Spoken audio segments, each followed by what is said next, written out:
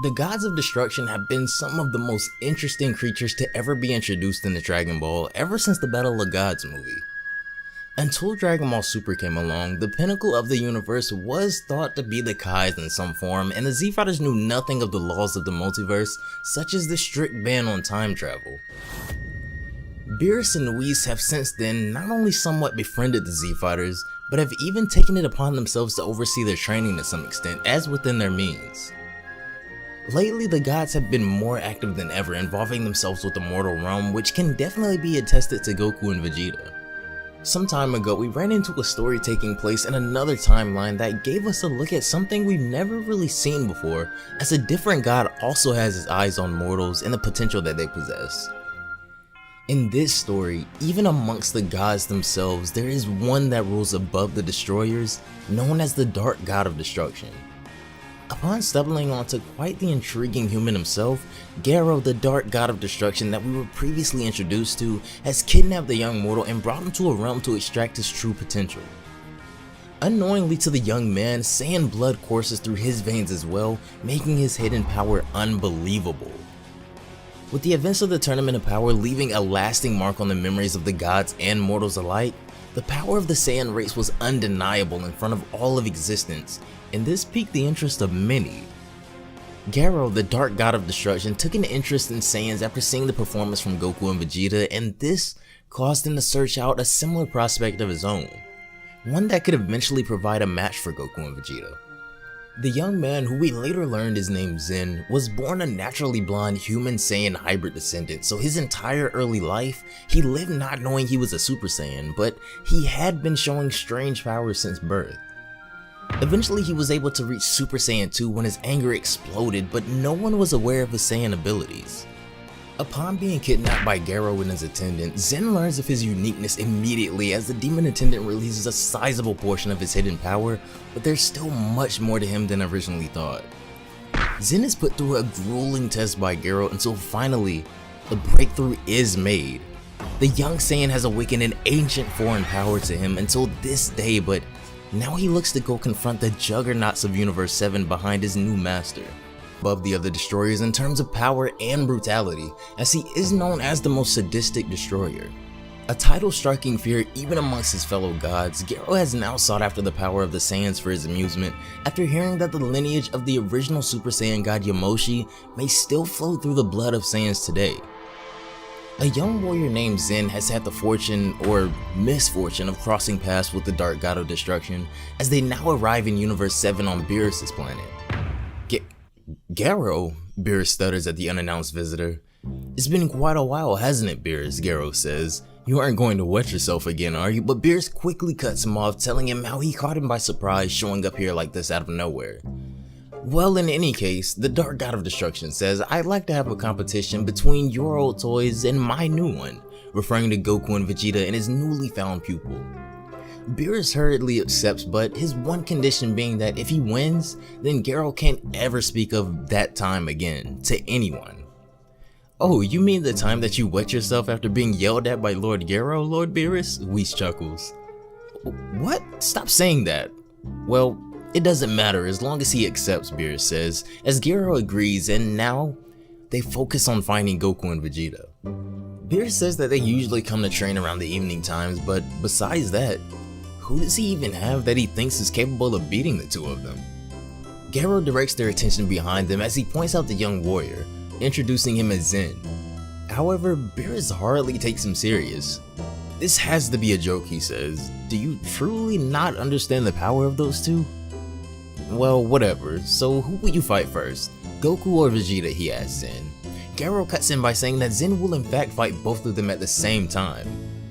Oh, that's quite confident, Beerus says. How much fighting experience does he have? With Garo replying none, but that doesn't matter because they've already brought out his maximum potential. Beerus, still not fully convinced, comments that he can't feel Zen's energy and asks if he really is strong at all.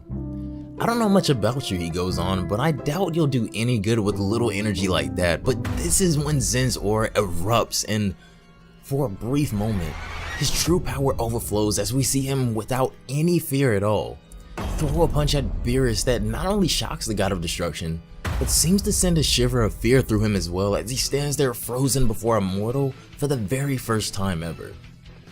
Zen lowers his fist now, feeling like he's proved his point after that display of power, as Garo asks, so where are Goku and Vegeta right now? Whis tells them that they're currently on a planet called Earth, so that's where they should be going.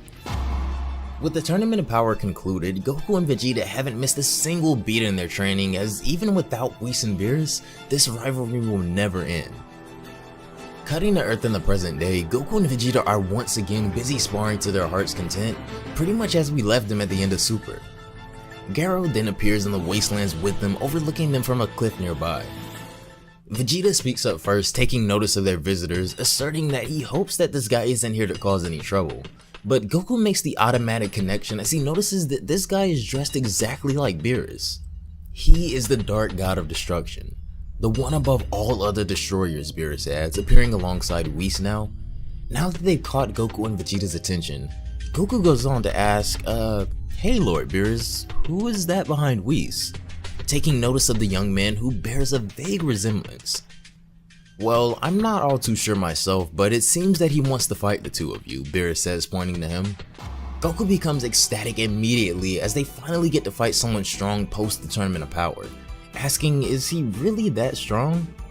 Garo replies that he's plenty strong, so they should all enjoy the coming battle, but Vegeta doesn't seem convinced at all. Well, alright, if you're so strong, then I'm already excited to fight you, Goku says, sounding just like his old self. Wait Kakarot, we agreed that I'd fight first next time, Vegeta chimes in. Alright, but promise me to switch in later, Goku says, powering down to base form from Super Saiyan Blue as Vegeta steps up now. Zen, while much younger and much less experienced than Goku and Vegeta, could already be considered somewhat of a prodigy due to his strange upbringing and being a Super Saiyan 2 even from an extremely young age. All of this so far is foreign information to Goku and Vegeta, who have absolutely no idea at the moment that they're fighting another Saiyan.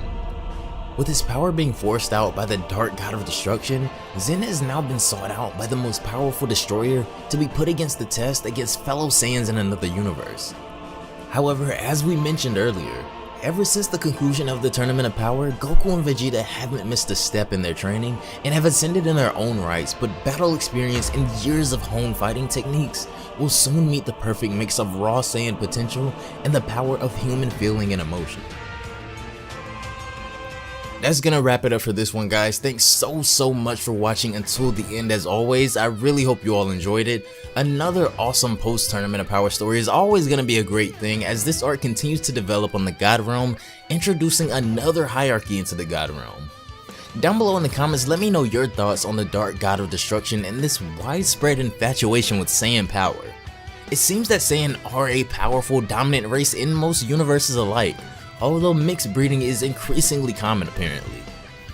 For Zen, I definitely think he's bitten off more than he can chew, going from never fighting a day in his life to challenging Goku and Vegeta of all people. But if there's one thing I can say that we've learned in all these years of Dragon Ball, and I will be completely honest, is to never underestimate a Saiyan, especially one in tune with their full power.